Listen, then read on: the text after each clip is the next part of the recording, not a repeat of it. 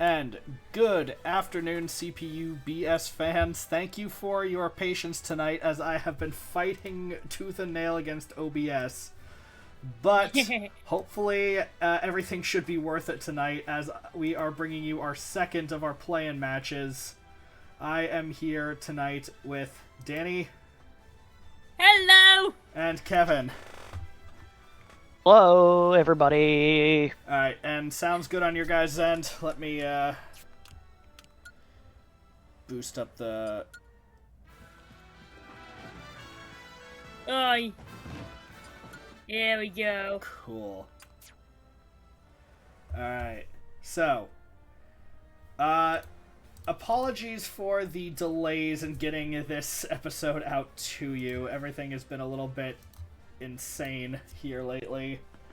But we have a spectacular show for you tonight as we have the Moga Marauders and the Lumiose Lattes playing for their tournament lives in the second round of the play-ins. Now, to give everyone a little bit of a recap of how we got here, these were two teams that had started the season with quite a lot of promise. The Marauders, of course, opened out to an explosive start, tripped up early by none other than our own Star Cleavers, and went on to finish maybe a bit worse than I think the early season had expected. They ended up losing... Actually, they had a bit of a mid-season... It was more of a mid-season slump before coming in hot in the last 2 weeks. Danny, you, though, are 2 of their 4 regular season losses, so you may be their team's kryptonite in a way. Yeah, it is a badge of will with honor. Meanwhile, the Lattes similarly lost to the Sand Dragons in the first week.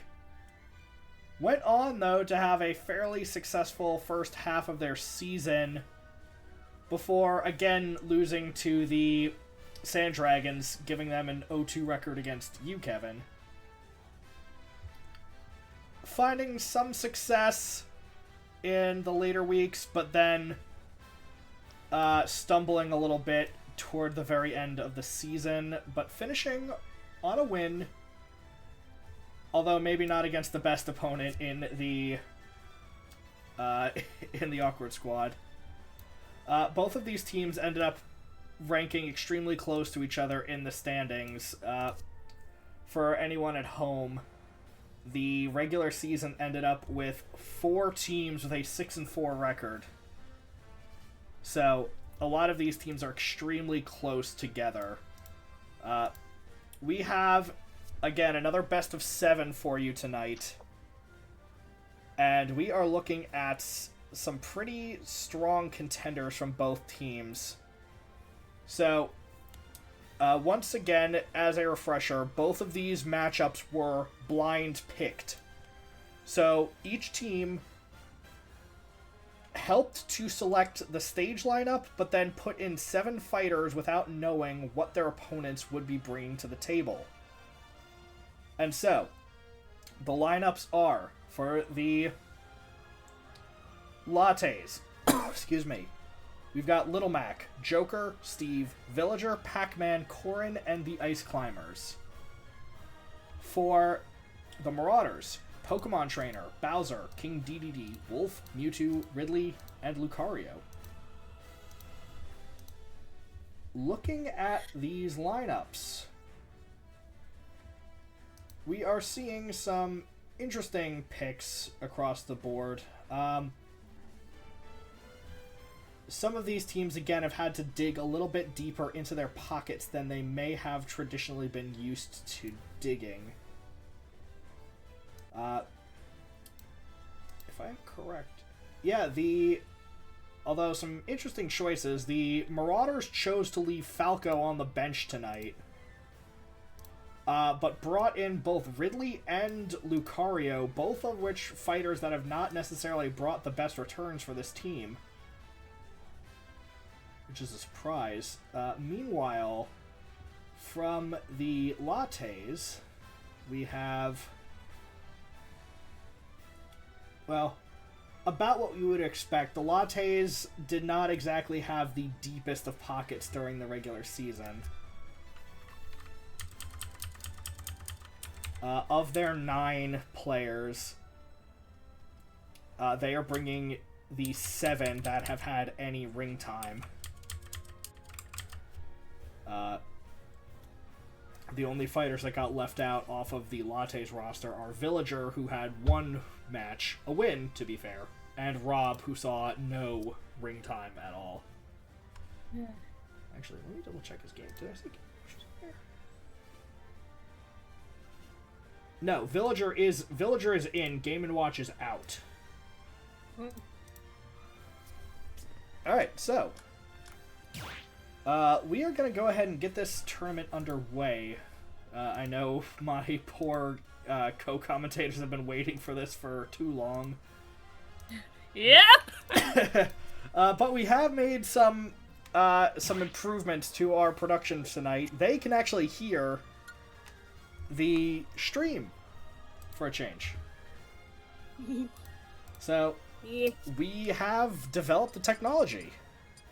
Yay! We have technology! Alright, so we are heading to the Pokemon Stadium for our first match, where the Pokemon Trainer will be taking on Little Mac. Now, I will say, Little Mac does not match up particularly well into this opponent. Charizard does have the flying type advantage, and Poison from Ivysaur does resist, so we will see how this goes for him. Yeah, and Little Mac needs to get up close and personal. Not necessarily a recipe for success. Well, I don't think Not at all. I don't think they're necessarily the longest range harass characters. Squirtle's Water Gun doesn't actually do damage, and Ivysaur's Razor Leaf is not exactly a big damage move. And this is a very flat stage, so this is the kind of environment Mac can be successful, as long as he keeps himself away from those edges. You hear that for everyone watching at home? No edging tonight. Whoa! Look, look, I'm booing at the joke though. Oh, anyone who was thinking otherwise, get it out of the gutter. Is that next There to he is. Diddy? Okay, there we go. We are having a week here, people. All right, let's get this underway. I really wish I had the ability to force like a meme onto the screen at times. Oh gosh. All right, and first blood to Squirtle. Oh no, Discord. You know, I'm noticing now the graphics on Squirtle's shell look really nice. His shell is so shiny. Yeah. Oh my god, it was my whole computer.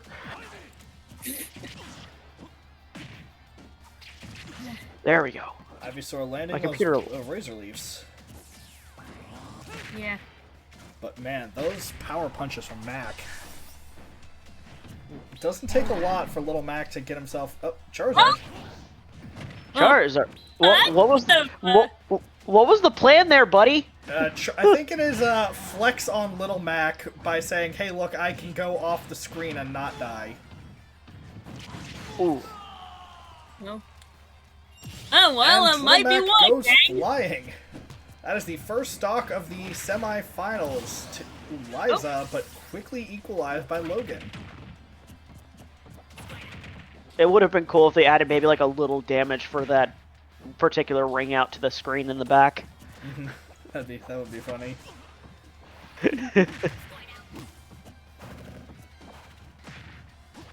Squirrel gets good chip on Mac, but Mac just hits so hard.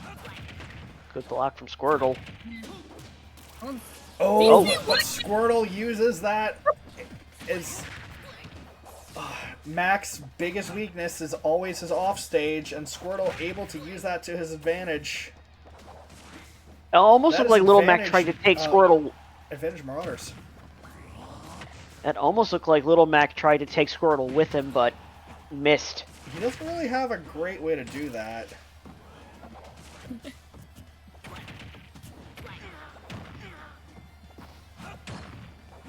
Got the smash ball.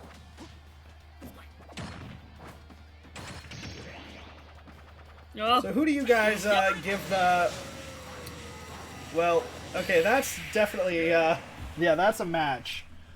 But with that first match in mind, who do you guys give the advantage to for tonight? Lattes. Danny is picking the Marauders. Kevin, what about you? Looking... I'm pulling up the roster so I can see who's... And by roster, I mean the old photo I took when we picked our teams. Yeah.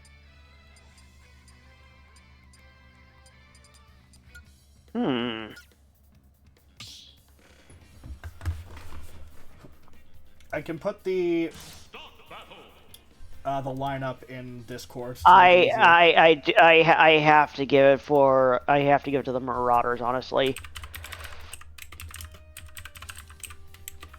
They got a stack team. I'm still surprised Falco got axed. Or at least... Definitely a bit of a slight that may not be forgotten when we come to roster retention time. Anyway, we have coming in for the Lattes, we have Joker, but taking on the heavyweight... Well, one of the heavyweights of heavyweights, Bowser. Bowser is the anchor of this team. 3, 2, 1, go! And has been one of the strongest competitors for the Marauders all season.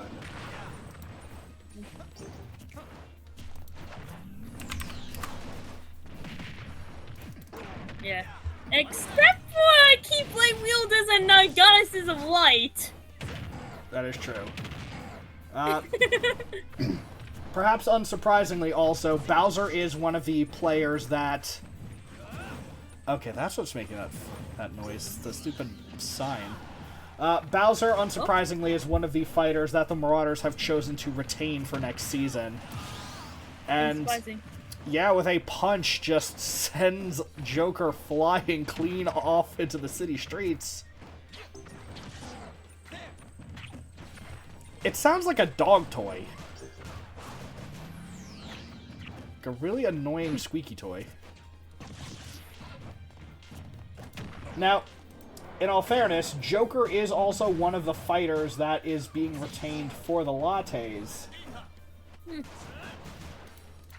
And actually, Yeah, both of them have fairly similar records, surprisingly. Yeah. Yeah, Joker is a very strong contender for the Latte. And so that I'm not surprised about.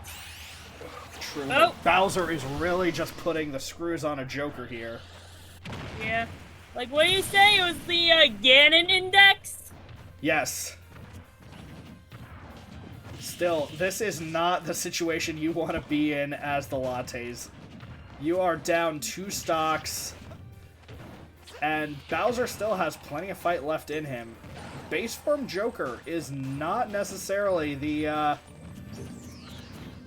king of KOs, and he still has a little bit of charge to put on that gauge.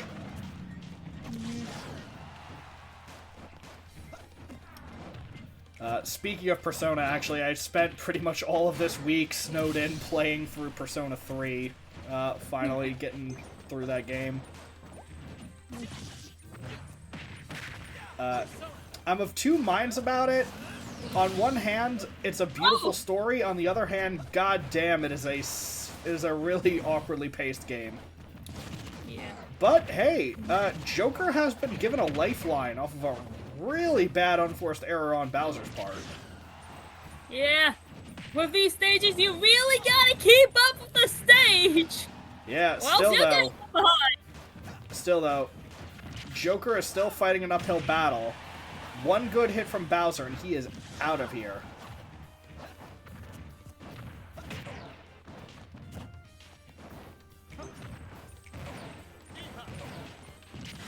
Joker is really gonna need to get that persona of his going if he wants any chance of this. Yeah. And he cannot let Bowser get that smash ball. Bowser is really accurate with these. Oh, Joker's got it. Almost gets taken out by the stage. And Joker lands it! We have the all-out attack. This might be it, ladies and gentlemen. Yeah, I think it is. Yes, it is. Damn it. Joker has bested Bowser. A feat only plumbers have been able to accomplish. And Sora. And Sora. Oh, Dana. Alright, and that brings this series back to even. Joker with a come-from-behind victory, really bringing this back into contention. Alright, we are moving on to round 3, which is going to be our Battlefield Final Destination Battlefield segment. As for our next bit, we have another king stepping into the ring. As where is DDD?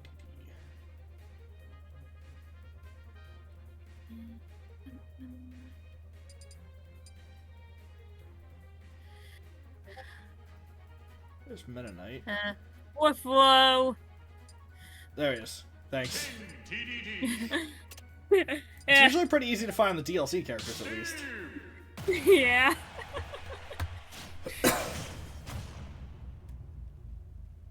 I know mine. 2, 1, go! Steve off to a really good opener there. Yeah. And once again, this is going to be a classic case of how much can you keep Steve off of his upgraded equipment. The longer you can keep him from getting diamonds, the better position you're in. And He's Steve got already has iron.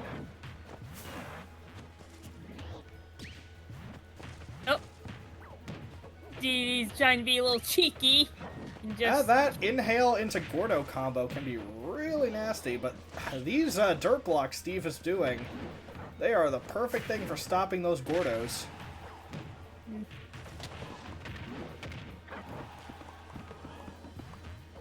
This is such a back and forth. Oh, Steve barely managing to get away from that Gordo. Alright, DDD sending him flying. Oh, again! But Steve turns it around with the anvil!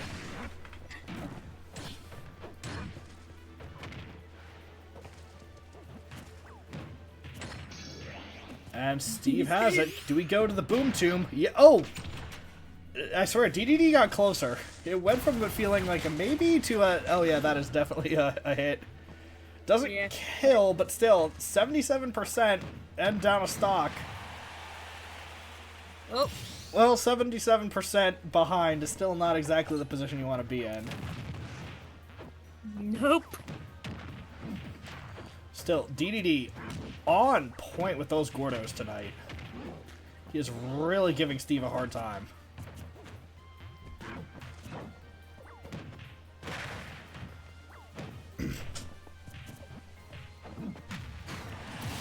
Oh, a punishing strike from that hammer. DDD has taken the lead.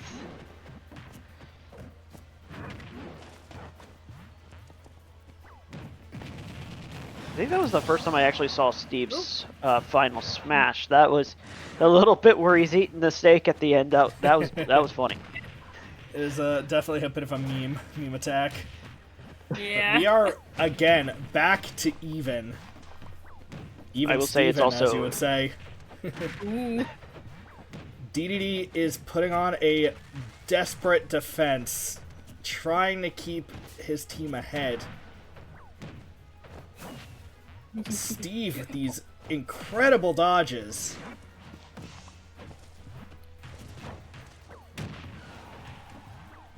Yeah, but it doesn't mean much unless you can actually, you know, get some hits on your opponent. That is true. Oof.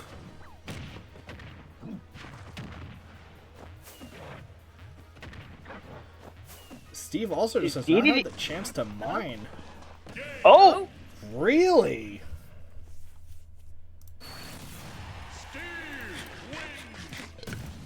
I feel like DDD should have been able to make it back on the stage there.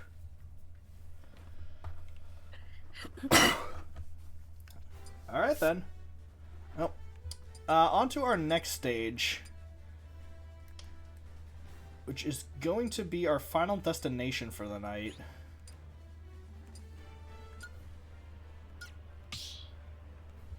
And now, coming out, we have the real Dark Horse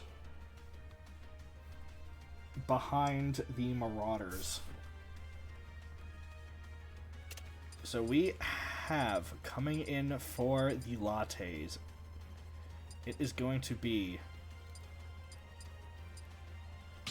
Villager versus Wolf.